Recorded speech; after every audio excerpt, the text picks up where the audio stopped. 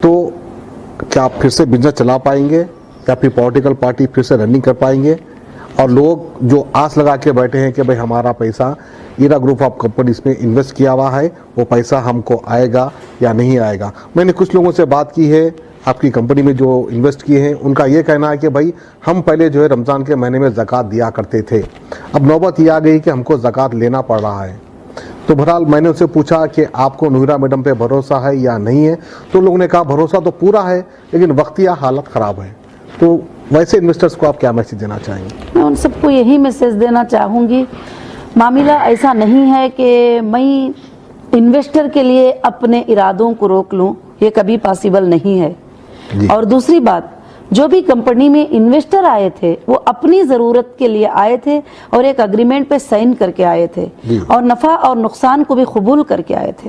और तीसरी बात, पार्टी के लिए मैं बदनाम हुई, इस बात को मैं नहीं मान सकती, क्योंकि जब मैं बिजनेस में भी थी उससे पहले से भी लोग मुझे गलत गलत बातें बोलना, ब्लैकमेल करना, एक्सटॉर्शन करना, बहुत सारे डिमांडें करना, अगर डिमांड को पूरा नहीं करेंगे तो FIR हो जाएगा कल का कल। तो ऐसे बहुत सारे चीज़ों को मैं फेस करती आई हुई हूँ। जब मैं महिलाओं का मुद्दा भी उठाई तो अपनी कम्युनिटी वाले कई लोगों ने जो है कई फतवे भी निकाल लिए। ये चीज़ को मैं फेस करती आती हूँ और फेस करती आ रही हूँ, और पार्टी का इसमें कुछ भी लेना नहीं देना नहीं है, क्योंकि मैं जैसे पहले से सोशल वर्क करती आ रही हूँ, तो ये मेरा एक सब्जेक्ट है, एक मेरा पार्ट है जिंदगी का। ये पार्ट ये चलता ही रहेगा, ये पार्ट है। और जो लोग इन्वेस्टर इसके घबरा कर अगर वो जाना चाहेंगे तो मैं उनके लिए तैयार हूँ, भले मुझे अचानक अरेस्ट कर लिया गया हो। और मैं इतनी कमज़ोर नहीं हूँ कि मैं मेरे इन्वेस्टर को पैसा ना दूँ, और मैं इतना खाली बैठी नहीं हूँ कि मेरे इन्वेस्टर को, और मैं ऐसी भी नहीं हूँ कि इन्वेस्टर के लिए मैं अपने इरादों पे रुक जाऊँ, अपने सोशल वर्क से रुक जाऊँ, अपने महिलाओं के एम्पावरमेंट का काम करने के लिए रुक जाऊँ। ऐसी बात बिल्कुल नहीं है। मैं अपने इरादों को लेकर आगे चलने वाली हूँ, मैं इरादों को पीछे लेने वाली नहीं हूँ। बस हीरा टेक्सटाइल्स आपने कंपनी लॉन्च की कर इस तरह की भी अफवाह उठ रही थी, क्या आपने हकीकत में हीरा टेक्सटाइल्स से कंपनी लॉन्च की थी या तो फिर आप जो है टेक्सटाइल्स की कंपनी में ट्रेडिंग कर रहे थे? इसका जवाब देना चाहेंगे? देखिए, टेक्सटाइल हमारा जितना भी है, बड़े बड़े इंडस्ट्रियल एरियाज जो हैं सूरत के, गुजरात के, जोधपुर के, फिर बड़े बड़े बनारस के, वाराणसी के, वहाँ से हम लोग होलसेलर से परचेस करते हैं। होलसेलर से परचेस करके हम लोग सेल करते हैं। मगर हीरा टेक्सटाइल करके एक अलग से कंपनी हमारी नहीं है। हीरा रिटेल हैदराबाद प्राइवेट लिमिटेड जो है टेक्सटाइल की ट्रेडिंग करती है, और अदर जनरल प्रोडक्ट्स भी टोटल जो है वही कंपनी जो है ट्रेड करती है। और आपने कहा कि अभी आगे चलकर क्या चलाएगी, इंशाअल्लाह जरूर हीरा ग्रुप चलेगा। अल्लाह के फजलो करम से जो कमजोर, जो मतलब इस तरह से इनसे कुर फील होते ही अगर वो जाएंगे तो कंपनी में आने वाले भी अल्लाह के फजल से बहुत सारे लोग हैं, और मुझ पर भरोसा करने वाले भी बहुत सारे लोग हैं, कंपनी पर भरोसा करने वाले भी बहुत सारे लोग हैं। और आपके नॉलेज के लिए मैं और एक बात भी बता दूं कि जो भी इन्वेस्टर कंपनी में आया है और लगभग 90% को उनके पेमेंट का डबल मिल चुका है, और ट्रिपल मिल चुका है, 5th मिल चुका है, 6th मिल चुका है, 10 उतना भी जो है 1 लाख लगाया तो 10 लाख भी उसको कंपनी के थ्रू, बैंक के थ्रू उसको पेमेंट मिल चुका है। तो मुझे नहीं लगता कि वो ये कहेंगे कि मैंने उनको डुबाया है। नहीं, कुछ ऐसा, खैर आपने तो कहा कि डाटा सीज है, अभी डाटा सीज है। आखिर में जो कस्टमर आए होंगे, जाहिर से बात है कि उनको एक भी पैसा बिल्कुल से बिल्कुल वापस नहीं हुआ होगा, मगर उनके पैसे उनको मिला भी नहीं है और उनके पैसे अकाउंट में ही पड़े हैं और हमने यूज भी नहीं किया है जो भी है। तो इसलिए अब जिनका यूज भी किया है वो बिजनेस के ऊपर ही आगे पीछे देखकर उनका हिसाब किताब, उनका सेटलमेंट करने के लिए कंपनी तैयार है। कंपनी कभी किसी पर जुल्म नहीं की। पिछले 20 सालों में एक ही अनाउंसमेंट था कि जिसको जब भी चाहे वो जा सकते हैं। ऐसे लोग आते भी थे और रातों रात में भी जाते थे, सुबह में भी जाते थे, उनको कोई रोकने वाला नहीं। आज भी वही है हीरा ग्रुप की पॉलिसी, किसी को हरासमेंट करना मुझे बिल्कुल पसंद नहीं। अगर उनको पसंद नहीं है वो खुशी से जा सकते हैं। मैडम ने अपनी कंपनी के कुछ एडवर्टाइजमेंट कुछ प्रिंट मीडिया में भी दिए थे या सियासत पेपर में भी दिए थे, ऐसा मुख्तलिफ न्यूज़पेपर्स में भी आपने अपना ऐड दिया था, आपको याद है 2012 से पहले या 2012 में? जी याद है। तो क्या उस तरह का ऐड देने की वजह से भी कुछ नुकसान आपको उठाने पड़े? देखिए, यार्ड देना तो मैं यार्ड नहीं दी थी। हमारा एक्चुअली 2012 में एक एग्जीबिशन लगा था एक एग्जीबिशन लगा था, तो वो एग्जीबिशन में हमारे टोटल प्रोडक्ट्स हम अपने कस्टमर को शो करते हैं, अपने आईबीजी मेंबर को शो करते हैं, ताकि हमारे मेंबर्स उसको खरीदे डिस्काउंट के तौर पर, या न्यू प्रोडक्ट्स आते हैं, या न्यू टेक्सटाइल्स आते हैं, न्यू ज्वेलरीज आते हैं, तो हम एक एग्जीबिशन के तौर पे उसको बताते हैं। तो वो सियासत न्यूज़पेपर में नहीं, बल्कि टोटल हैदराबाद के पेपर्स में हमने ऐड दिया था। जैसे आप पूछना चाहते हैं कि उस यार्ड के ऊपर जो है असदुद्दीन ओवैसी साहब ने कंप्लेंट कर दिया है कि कंप्लेंट में जी नहीं बिल्कुल नाम नहीं लिए। कंप्लेंट में यही लिखा है कि जब उनको पूछा जाता है कि इंसिडेंट कहाँ पे हुआ है, एफआईआर में एक क्वेश्चन होता है, तो ये वो लिखते हैं कि इंसिडेंट सियासत न्यूज़पेपर में हुआ है। अच्छा। यानी न्यूज़पेपर तो एक नॉर्मल चीज है, न्यूज़पेपर सबको देना है, और उसमें लिखा गया था कि इसमें एड्रेस मेंशन नहीं किया है और जगह मेंशन नहीं। तो आजकल डिजिटल है, उसमें www.hiraibg.com जो लिखा है, जो भी इंसान उस पर क्लिक करेगा तो सारे एड्रेसेस उसके लिए खुल जाते हैं। और यहाँ तक कि हमने सारे चीजें भी उसमें ये किया था, वो तो आपको मालूम है कि एक पॉलिटिकल लेवल पर वो एक बेस पे ये सब कुछ भी कामें चल रहे हैं। तो मैं अल्लाह से उम्मीद रखती हूँ कि मैं किसी को नुकसान ना पहुंचाऊं। मुझे भी कोई इतना बड़ा नुकसान दे दे तो मैं लीगल कोर्टों के नजरों में लेके गए बगैर जो है मैं भी खामोश रह जाऊं। मैडम, एक आखिरी सवाल आपसे करना चाह रहा हूँ कि आपने तालीम कहाँ तक हासिल की है, एजुकेशन कहाँ तक आपने जी, हासिल मैंने की है? देखिए कहाँ तक करके बोले तो आपको मालूम है कि अपने फैमिली में भी ऐसी नीयत रखते थे कि जब लड़की थोड़ी भी बड़ी हो जाती है तो फिर उसको बोलते थे मखलूत तालीम में हम नहीं भेजेंगे, कॉलेज को नहीं भेजेंगे, वहाँ लड़के होंगे। इस तरह से हमारे भी घर में हमारे अब्बा का माहौल था। तो फिर उसके बाद मुझे 10th को भी डिसकंटिन्यू करना पड़ा। उसके बाद मैंने अपनी स्टडी को छोड़ा नहीं और अपनी स्टडी को मैं कायम रखी, और बुक्स की स्टडी करना और पढ़ना मेरी हैबिट रही। अल्हम्दुलिल्लाह मैंने सीखा। फिर उसके बाद जैसे इंडिया में अगर यूनिवर्सिटी में मुझे लेना है, मतलब एडमिशन या कुछ भी ओपन यूनिवर्सिटी में, तो उसके रिक्वायरमेंट जो होते हैं वो मेरे पास नहीं थे। तो फिर मैं कोलंबो यूनिवर्सिटी से ओपन यूनिवर्सिटी में एडमिशन ली, और एडमिशन लेके अल्हम्दुलिल्लाह मैंने 2013 या 14 में जो है मैंने टोटल वहां पर बिजनेस में पीएचडी को कंप्लीट किया, और मैं वहां से जो है अपनी पढ़ाई को हासिल की। यूनिवर्सिटी से मैं Colombo university, open university, online university. माशाल्लाह माशाल्लाह, बहुत अच्छी बात है। तो मैंने उसमें लिया। मैं आज भी पढ़ाई, अभी मुझे ये जो हालात भी है 2 साल से, तो मैंने लॉ को बहुत ज्यादा स्टडी किया और मैंने टाइम को बेकार नहीं किया। जैसे मैं criminal act number 1, criminal book जो है मेजर एक्ट्स 1, 2, 3, 4, 5, 7, ये सबको मैंने स्टडी किया, और इंडियन कानून को मैंने स्टडी किया, और जेल के क्या सिस्टम होते हैं, जुडिशियल कस्टडी क्या है, पीसी क्या है, ये सारे चीजों को मैंने जो है स्टडी किया। एक्ट कब लगा जाता है, और एक्ट लगने के बाद जो चार्जशीट होती है उसकी क्या वैलिड है जजेस के नजरों में, ये सारे चीजों को मैंने बहुत अच्छे से स्टडी किया। पढ़ाई तो मैं मरने तक भी जो है पढ़ती ही रहूंगी। समझो कि अभी भी मैं पढ़ने की एक स्टूडेंट ही हूँ।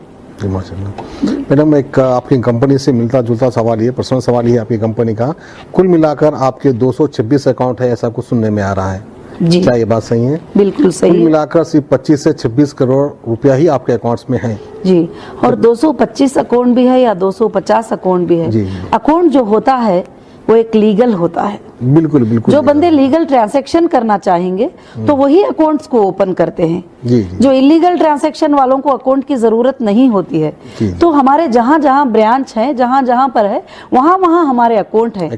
और बिजनेस के अकाउंट में 20 करोड़ ही है, 25 करोड़ ही है, वो भी तो बहुत ज्यादा है ना। क्यों करके बोले तो बिजनेस के लिए खर्चों के लिए, बिलिंग को पे करने के लिए उतना पेमेंट रखते हैं, नहीं तो वो भी पैसा गोल्ड पे लग जाता है, वो भी पैसा बिजनेस पे लग जाता है। जो बिजनेसमैन होते ही उनको ये बात समझ में आती है।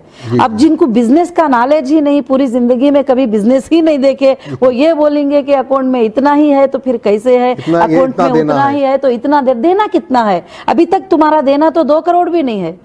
जी जी। हाँ, तो देना कितना है? अकाउंट में इतना ही। तो बिजनेस का पैसा बिजनेस पे लगाया जाता है, प्रॉपर्टीज पे लगाया जाता है, गोल्ड पे लगाया जाता है, और बिजनेस का पैसा ट्रेडिंग के लिए लगाया जाता है। और बाकायदा कस्टमर ने सर्टिफिकेट में मेंशन किया है, एक लाइन आप पढ़कर देखते हैं कभी वो आईबीजी की सर्टिफिकेट लेकर, उसमें लिखा गया है, मैं फलानी नाम वाली आयशा, मैं वो विश के साथ अपनी ये कंपनी में आई हूँ और ये पैसा मैं हीरा ग्रुप के ट्रेडिंग में लगाने के लिए दे रही हूँ। अगर मैं बैंक में ही रख ली तो आप समझ जाइए कि मैं उनको प्रॉफिट कैसे दूंगी और बिजनेस कैसे करूंगी। क्या बैंक में हुंडी के जैसा मैं रखकर निकाल के दे दूं उनको पैसे? ये कोई बैंक नहीं है कि तुमने पैसे डिपॉजिट किए जब मांगे दे दें। एक टर्म्स कंडीशन पर बिजनेस करने के लिए जाता है तो उतना भी पैसा एक कंपनी उतना होल्ड करके रखना भी बहुत बड़ी बात है। वो जो मंथली खर्चों को रखती है, जैसे सैलरीज, जैसे इलेक्ट्रिसिटी बिल, जैसे बहुत सारे कंपनी के होते हैं, वो भरने के लिए वो पेमेंट होता है। अगर कोई ऐसा कैलकुलेट करते हैं कि ये पैसा इतना ही है इनके पास, तो वो गलत कैलकुलेट कर रहे हैं। नहीं, हीरा ग्रुप ऑफ कंपनीज का मेन जो बिजनेस है वो ट्रेडिंग ही है। जी बिल्कुल, ट्रेडिंग है, रियल एस्टेट है, यस, गोल्ड है, रियल एस्टेट है और टेक्सटाइल है, फूड प्रोडक्ट है। में भी सिर्फ ट्रेडिंग पे ही है, जी ट्रेडिंग पे ही है, बिल्कुल ट्रेडिंग पे है। और ऑलरेडी जो कंपनीज है उसमें आपने इन्वेस्ट किया है, उनसे बेनिफिट भी आप लेते हैं, वो बेनिफिट लेकर फिर आप इन्वेस्टर्स को देते हैं। हाँ, और बिल्कुल, और दूसरी बात हमारा ट्रेडिंग है और आके फूड प्रोडक्ट इंडस्ट्रीज है, पैकिंग इंडस्ट्रीज है, और उसमें से फूड पैकिंग करके हमारे वो 340 प्रोडक्ट जो है हम सेल करते थे।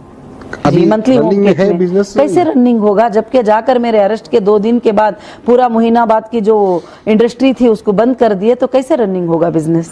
कौन रन करेगा? कॉलेज, कुछ कॉलेज भी है जी मोइनाबाद में, अभी रनिंग में है या नहीं? वो इंजीनियरिंग कॉलेज था जो हमने टेक ओवर किया है, मन्नान इंजीनियरिंग कॉलेज था जो आबिद रसूल खान साहब से हमने टेक ओवर किया था। अच्छा, अच्छा। और वो कॉलेज को जो है अभी इंजीनियरिंग इतनी ज्यादा रिक्वायरमेंट नहीं है, चल नहीं रही है, तो फिर मैंने वहां पर पैरामेडिकल कोर्सेज के लिए अप्रूवल लेकर पैरामेडिकल कोर्सेज और एक हॉस्पिटल जो है बनाने के लिए टोटल उसका कंस्ट्रक्शन सब कुछ भी हो गया है, और उसमें जितने भी मिशनरीज, ऑपरेशन रिक्वायरमेंट वगैरह जो भी है वो भी उसमें आ चुके थे। अगर मैं अरेस्ट नहीं होती तो 1-2 मंथ्स में जो है वो स्टार्ट होने वाला था। तो आज भी वो पूरी बनी बनाई है। इंशाअल्लाह मैं कोशिश करूंगी कि या खुद मैं स्टार्ट करूं या उसको किसी चलाने के बेस पर जो है चलाऊं, और ये सिर्फ लोगों की भलाई के लिए, और काफी अच्छे एक्सरे मशीन्स और ब्लड ट्रांसफर मशीन्स, बहुत सारे चीजें जो है मैं वहां पर रखना चाहती थी ताकि लोग इंटरनेशनली जो ट्रीटमेंट को जाएंगे वो ट्रीटमेंट पूरा उनको जो है मिले,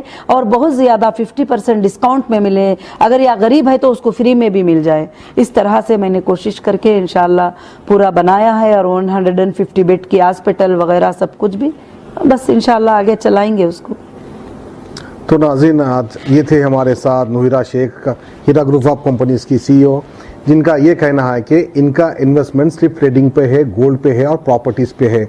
और इनका ये भी कहना है और ये भी मानना है कि इनके पास अभी इतना बहुत कुछ है जो इन्वेस्टर्स का जो भी इन्वेस्ट किया है उनका पैसा ही वापस भी कर सकती हैं, लेकिन गैर ज़रूरी के इनके ऊपर गलत इल्ज़ामात आयद कर इनको जो है जेल भेजा गया। वैसे हमारे देश की या हो या हमारे शहर की हो, ये खूबी है, कभी कोई मुस्लिम तरक्की करता है तो टांग पकड़ के खींचने वाले बहुत सारे आ जाते हैं, खास कर मुस्लिम कौम में ये देखने में आता है। वही आप हिंदू कौम में नज़र डालिए, हमारे हिंदू भाइयों पर और बहनों पर, तो जो किस तरह से तरक्की करते हैं, कोई उनकी कौम में टांग पकड़ कर खींचने वाला नहीं होता है। सिर्फ हमारी मुस्लिम कौम में ऐसे लोग नज़र आते हैं, कोई अगर तरक्की कर रहा है तो उसको देख भी नहीं सकते हैं। तो बहरहाल इस तरह से तकलीफ़ों का सामना करते हुए नुहिरा शेख आज एक मॉडल बन चुकी है। एक जो है हमारे देश के, हमारे मज़हब के बहनों को ये सीखना चाहिए नुहिरा शेख को देखकर कि हम भी किस तरह आकर बढ़े और किस तरह हम भी नुहिरा शेख की बराबरी कर सके। तो हमारे ख़वातीन बहनों के लिए कुछ मैसेज देना चाहेंगे मैडम आखिरी में आप? जी, बस मैं खास ये मैसेज देना चाहती हूँ मेरे सारे बहनों को, और जो भी मेरी आवाज़ सुन रहे हैं उन सबको, हीरा ग्रुप के मेंबर्स को मैं जो है ये मैसेज देना चाहती हूँ कि जब भी आपके ऊपर कोई गलत एलिगेशन लगे या कुछ भी चीज़ों से आप कमज़ोर पड़ जाएं, तो मेरा ये मैसेज है कि आप लीगल के लिए फ़ाइट करके और जीतने के लिए ये करें। और ख़ास कर से जो है कि कोई कितने भी इल्ज़ाम आप पर लगा ले, कोई कितनी भी बातें आप पर लगा ले, जब तक एविडेंसेस शो नहीं करते वो इल्ज़ामों का जो है कुछ भी होने वाला नहीं है। जुबानी बातें करने का छोड़कर जो भी बात करते हो उसका लीगल जो है ऑथेंटिक प्रूफ आपके पास होना चाहिए, ऐसे ही बातें करें।